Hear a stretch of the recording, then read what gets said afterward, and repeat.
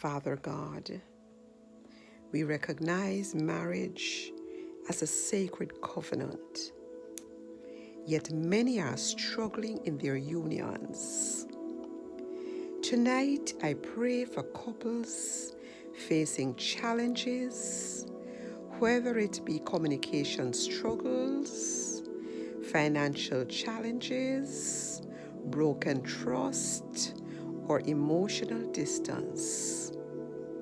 Remind them that love is a choice and that with you, all things are possible. Heal what is broken, soften hardened hearts, and bring restoration where hope seems lost.